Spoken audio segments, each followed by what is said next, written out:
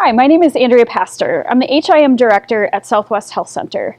Here at Southwest, we have a 25-bed critical access hospital and 2 clinics, one located in this building and one in Cuba City, Wisconsin.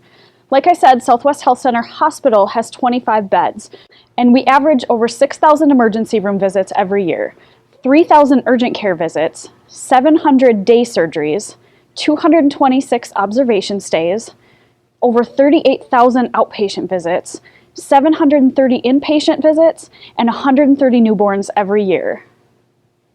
We also offer services in general surgery, women's health, psych, orthopedics, emergency and urgent care, rehab services including cardiac rehab, sleep lab, diagnostic services including lab, MRI, CT, mammography, and general radiology, diabetes care, audiology, telestroke, and family medicine.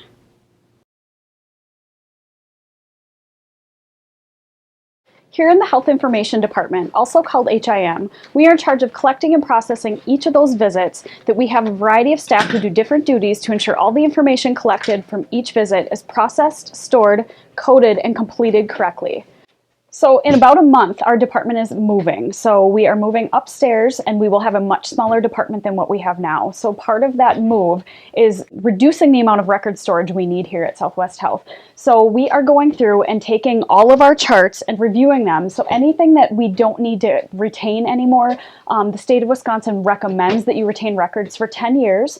So we are taking any outdated records that no longer need service and destroying them or thinning a chart. Some patients haven't been here for 20 years, so we're actually destroying that chart. If they have records within their chart that are extremely old, we're destroying those. We are specifically pulling out anesthesia and surgical records and scanning them into our medical record, our EMR system, Epic, so that they're available for our anesthesia and surgery folks. When a patient comes in for surgery, they want to review those charts before they have their surgical procedure.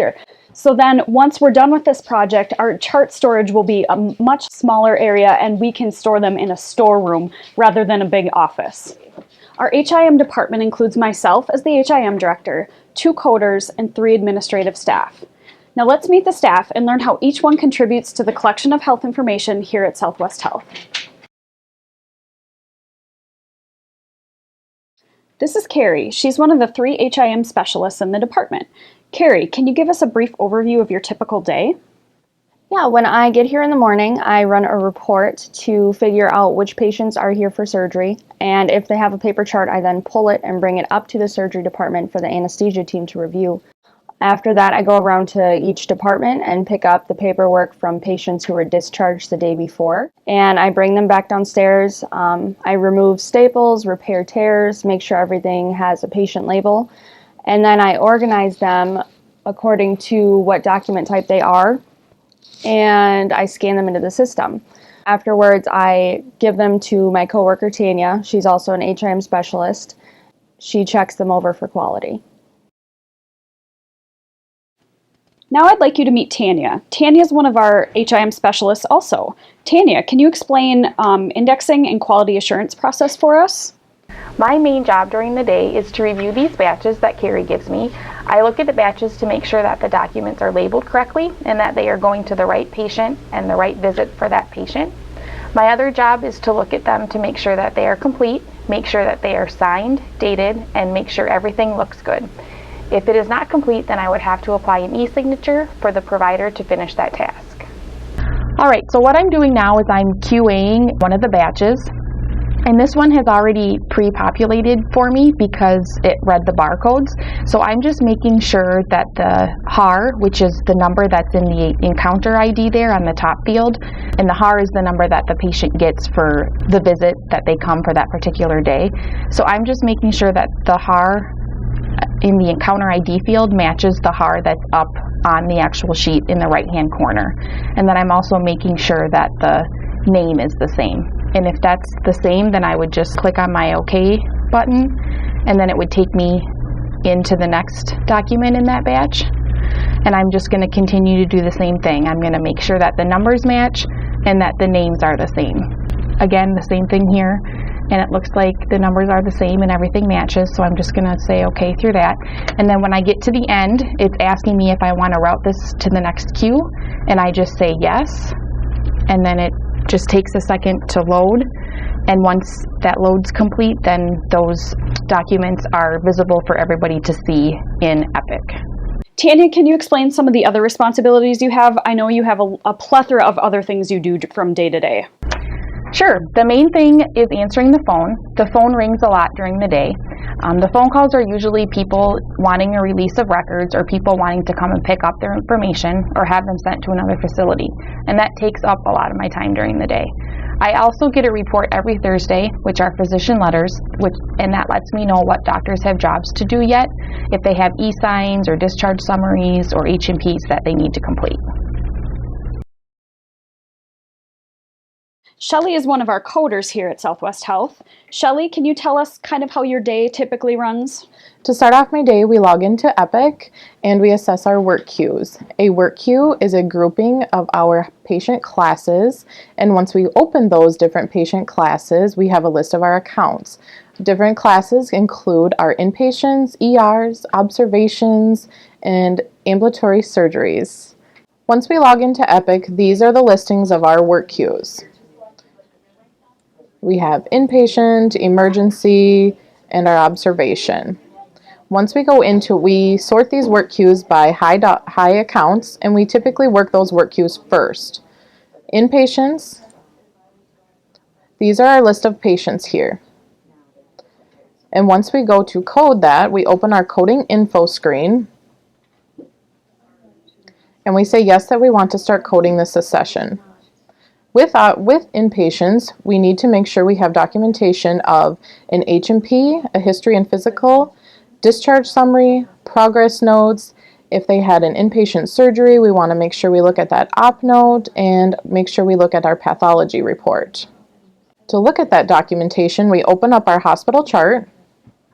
Once we open our account, we look at our H&P first. This will give you a sum of what the patient came in for, what they presented with, their past medical history, what their physical exam was, what their review of systems is, what their assessment is of the day, and what their plan is to do with the patient, which would be to admit them to a medical surgical floor. Then the physician will come and visit the patient every day as they are an inpatient, and the physician would document a progress note every day. That would be the next set of documentation that we would want to look at to follow the storyline of the patient. Once the patient is discharged, the physician will document a discharge summary, and that will be the final note that we would look at to code from. Once we start coding this patient, once we have the information that we needed, we will open up our encoder. So this patient, we would see that they have a diagnosis of pneumonia. So we can either type in pneumonia, and we just walk through the coding steps for pneumonia.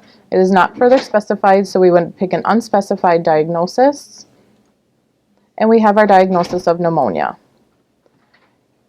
Otherwise, if you know the code, you can direct code and put it in that way, and then you have a list of your codes.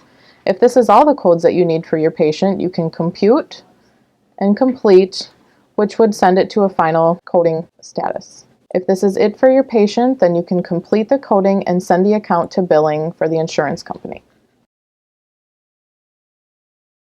This is Kim. She is a coder and does our cancer registry here at Southwest Health. Kim, can you tell us about your cancer registry process? At the end of the year, I take any cancer cases that I've abstracted and send them to the cancer tumor registrar at the state. Once I have the information collected through abstracting the cancer cases, I add patient identification. Then the next step is to enter the cancer identification, date of diagnosis, age, primary site, histological type, behavior codes, grade. The next step is the stage, prognostic factors. These are tumor size, extension, lymph nodes, metastatic disease. The next field would be facility, so the facility in which the patient was diagnosed, any treatments they have at the facility, type of treatment, recurrence or death of patient, and just some other miscellaneous items. Something also is that we have to write in verbiage basically the same information we wrote here, but we have to type it in so that we can be a bit more descriptive. And if the cancer tumor registrar has questions, they usually can find more information in these verbiage fields. If they need any more information, they contact me at that time.